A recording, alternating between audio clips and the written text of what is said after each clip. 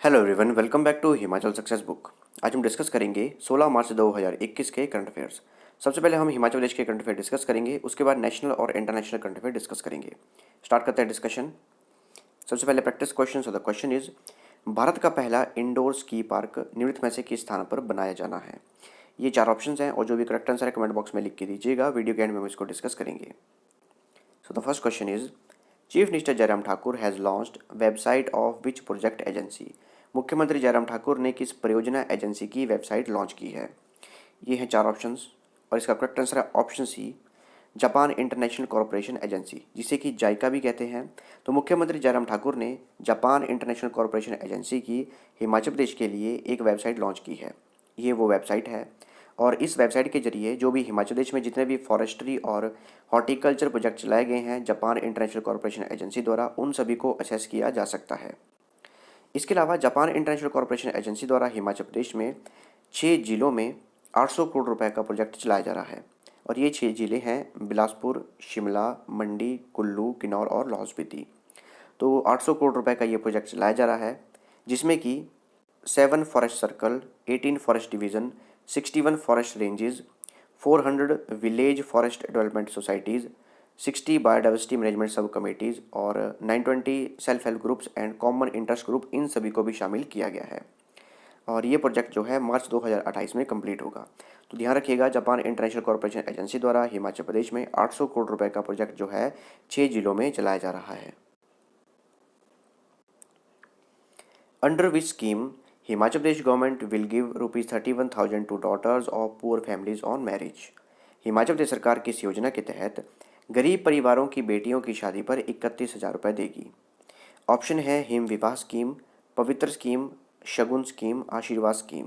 Correct answer है option सी, शगुन scheme. ये scheme जो है काफ़ी ये कंट्रोवर्सी में रही थी। तो मुख्यमंत्री जयराम ठाकुर ने 2021-22 के बजट में इस स्कीम को लॉन्च किया था। स्कीम का नाम है शगुन स्कीम। इसके अंतर्गत जो भी निर्धन परिवार की बेटियां हैं उन्हें शादी में शगुन के तौर पर 31,000 रुपये दिए जाएंगे हिमाचल प्रदेश सरकार द्वारा। तो पहले जब मुख्यमंत्री जयराम ठाकुर ने बजट में इसे लॉन्च किया था तो इस स्कीम में कुछ कैटेगरीज को, कुछ श्रेणियों को इसमें शामिल नहीं किया गया था। तो बाद में काफ़ी विरोध किया गया था, काफ़ी आलोचनाओं का सामना करना पड़ा था हिमाचल प्रदेश सरकार को, लेकिन अब सभी कैटेगरीज को इसमें इंक्लूड कर दिया गया है। तो इस योजना के अंतर्गत अनुसूचित जाति, अनुसूचित जनजाति यानी कि SC ST, जनरल, अन्य पिछड़ा वर्ग यानी कि OBC, इनके BPL परिवारों की बेटियों को विवाह के दौरान 31,000 रुपये शगुन के तौर पर दिए जाएंगे हिमाचल प्रदेश सरकार द्वारा। और इस योजना के अंतर्गत हिमाचल प्रदेश सरकार 50 करोड़ रुपए व्यय करेगी। तो इस योजना को ध्यान में रखिएगा, काफ़ी इंपॉर्टेंट ये स्कीम है। At which place will the Himachal Pradesh state government construct guest houses. Himachal Pradesh सरकार किन स्थानों पर गेस्ट हाउस का निर्माण करेगी। ऑप्शन है Dwarka Kevadia, Chandigarh Goa, Amritsar Jaipur, none of these. Correct answer है option A, Dwarka and Kevadia. तो हिमाचल प्रदेश सरकार द्वारा ये घोषणा की गई है कि नई दिल्ली के द्वारका में 3,197.588 वर्ग किलोमीटर भूमि पर 85 कमरों वाला गेस्ट हाउस बनाया जाएगा। और गुजरात में केवड़िया के समीप स्टैच्यू ऑफ यूनिटी के समीप एक राज्य अतिथि गृह बनाया जाएगा।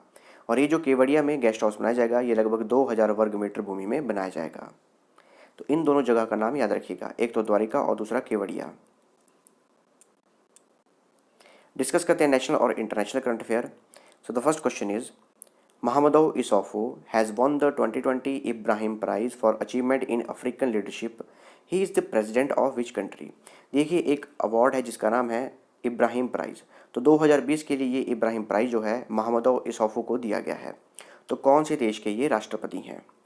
करेक्ट आंसर है ऑप्शन बी, नाइजर। तो नाइजर के राष्ट्रपति हैं महामदौ इसौफू। अगर हम मैप में देखें तो ये भारत है और ये है नाइजर। तो 2020 का Ibrahim prize for achievement in African leadership जो है वो नाइजर के प्रेसिडेंट महामदौ इसौफू को दिया गया है। ये अवार्ड इसलिए इम्पोर्टेंट है क्योंकि वर्ल्ड का लार्जेस्ट लीडरशिप प्राइज़ है ये।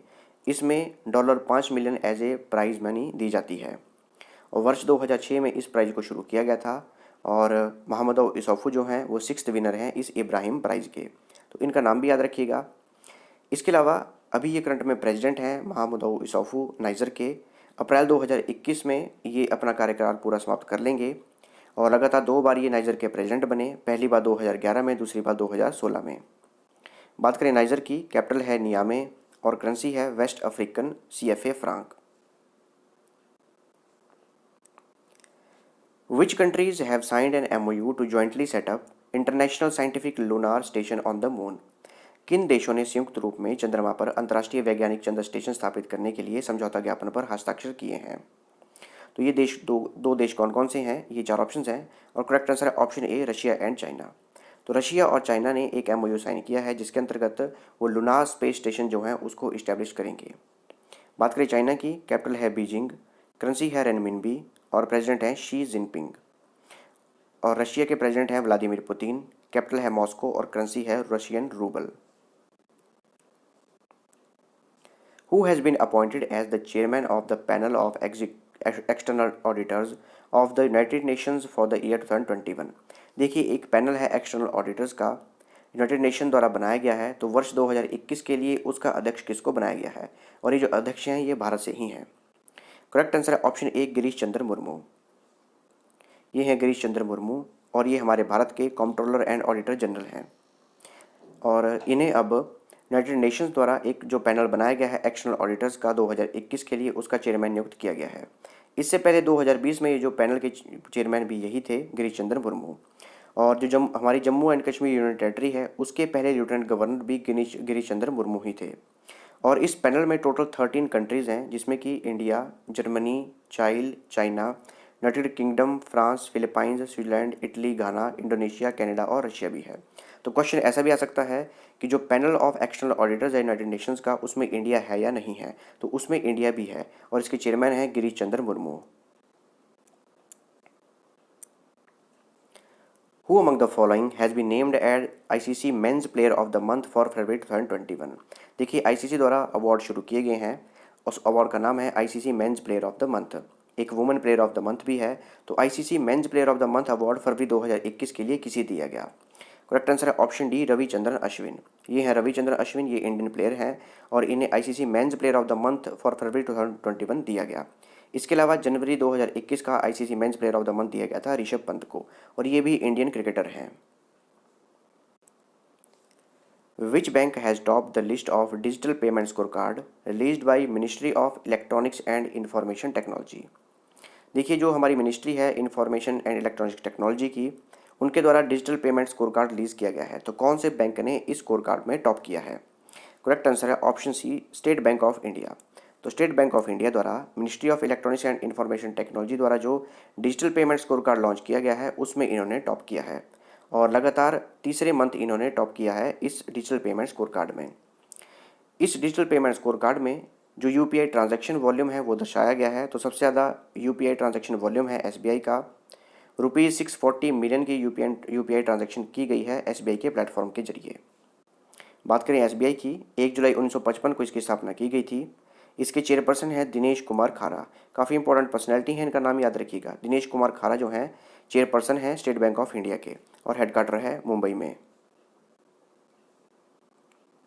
International Federation of Film Archives will confer the prestigious 2021 FIAF award to whom? International Federation of Film Archives द्वारा प्रतिष्ठित 2021 FIAF अवार्ड किसको प्रदान किया जाएगा? करेक्ट आंसर है ऑप्शन सी, अमिताभ बच्चन। तो 2021 का International Federation of Film Archives द्वारा अवार्ड जो है वो दिया जाएगा अमिताभ बच्चन को। इसके अलावा बात करें इस ऑर्गेनाइजेशन की, तो ये एफिलेट है फिल्म हेरिटेज फाउंडेशन से और इसकी स्थापना की गई थी शिवेंद्र सिंह दुंगरपुर द्वारा और इसकी स्थापना 17 जून 1938 को की गई थी और इसका हेडक्वार्टर जो है ब्रुसेल्स में है, जो कि है बेल्जियम में। Who among the following Bollywood actress recently joined the list of young global leaders compiled by World Economic Forum? देखिए, वर्ल्ड इकोनॉमिक फोरम द्वारा एक यंग ग्लोबल लीडर्स की लिस्ट बनाई गई है जिसमें कि एक भारत की बॉलीवुड एक्ट्रेस को भी रखा गया है। तो वो बॉलीवुड एक्ट्रेस कौन सी हैं? करेक्ट आंसर है ऑप्शन डी, दीपिका पादुकोण। तो दीपिका पादुकोण को 2021 के लिए वर्ल्ड इकोनॉमिक फोरम द्वारा यंग ग्लोबल लीडर्स की लिस्ट में रखा गया है। टोटल 112 इसमें लोगों को रखा गया है यंग ग्लोबल लीडर्स की लिस्ट में। जिनकी आयु 40 वर्ष से कम है उन्हें ही यंग ग्लोबल लीडर्स की लिस्ट में रखा गया है। अगर बात करें इस यंग ग्लोबल लीडर्स की लिस्ट के बारे में, तो वर्ल्ड इकोनॉमिक फोरम के फाउंडर और एग्जीक्यूटिव डायरेक्टर क्लॉस श्वाब द्वारा 2005 में इसकी फाउंडेशन की गई थी। इसके अलावा वर्ल्ड इकोनॉमिक फोरम की स्थापना की गई थी जनवरी 1971 में। इसके फाउंडर हैं क्लॉस श्वाब और इसका हेडक्वार्टर है कोलोंगनी में, जो कि है स्विट्जरलैंड में। Name the joint military exercise between India and Uzbekistan recently held in Chaubatia Ranikhet in Uttarakhand. Bharat Uzbekistan के बीच संयुक्त सैन्य अभ्यास का नाम बताइए, हाल ही में जो उत्तराखंड के रानीखेत के चौबटिया में आयोजित किया गया। देखिए, इंडिया और उज्बेकिस्तान के बीच में एक जॉइंट मिलिट्री एक्सरसाइज हुई, तो उस एक्सरसाइज का नाम क्या है?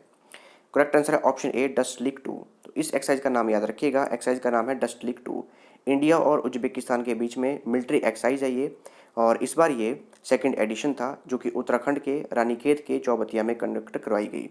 और जो पहला एडिशन था वो उज्बेकिस्तान में ही कंडक्ट करवाया गया था नवंबर 2019 में। बात करें उज्बेकिस्तान की, इसकी कैपिटल है ताशकेंत, करेंसी है उज्बेकिस्तानी सोम और प्रेसिडेंट हैं शावकत मिर्जियोयेव।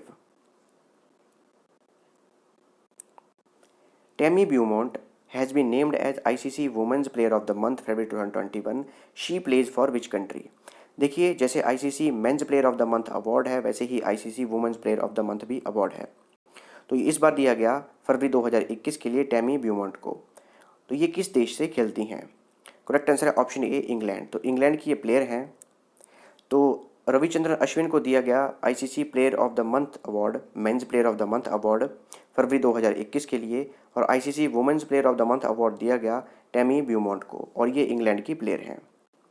बात करें ICC की, इसके चेयरमैन हैं ग्रेग ब्राकले, CEO हैं मनु स्वनहे और हेडक्वार्टर इसका है दुबई में। Who has been appointed as new chief statistician of the India? Bharat के नए मुख्य सांख्यिकीविद के रूप में किसे नियुक्त किया गया है? करेक्ट आंसर है ऑप्शन सी, GP समंता। तो GP समंता को जो है भारत का नया chief statistician of the India घोषित किया गया है। इससे पहले ये RBI के department of statistics and information management में एडवाइजर के रूप में कार्य करते थे।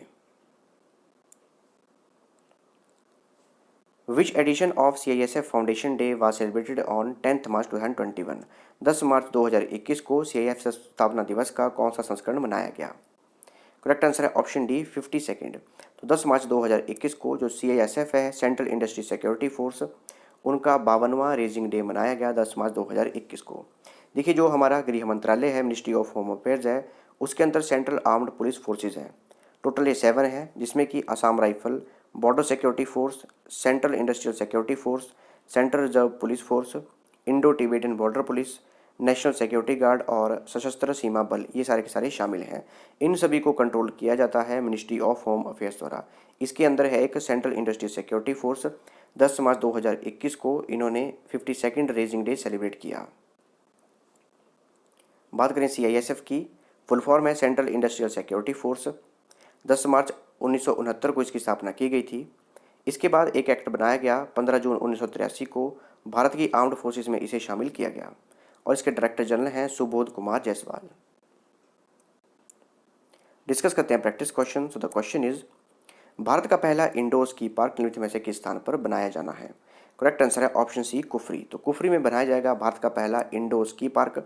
इसके लिए हिमाचल प्रदेश सरकार और नागसन डेवलपर के बीच में एक MOU को भी साइन किया गया है। और इस स्की पार्क में ski park, palatial mall, 5 star hotel, amusement park, gaming zone, food court, shopping arcade और 1000 व्हीकल्स के लिए पार्किंग बनाई जाएगी। लगभग 5.04 एकड़ भूमि में 250 करोड़ की लागत से इस स्की पार्क को बनाया जाएगा, और ये इंडिया का फर्स्ट इंडोर स्की पार्क होगा। तो ये थी हमारी आज की डिस्कशन, और अगर आपको इस सेशन की PDF चाहिए तो आप मेरे टेलीग्राम चैनल से ले सकते हैं। टेलीग्राम पे सर्च कीजिए हिमाचल सक्सेस बुक, और वहाँ से आप इस सेशन की PDF प्राप्त कर सकते हैं। मिलते हैं नेक्स्ट डिस्कशन में। Thanks for watching video. Do like, share and subscribe my channel.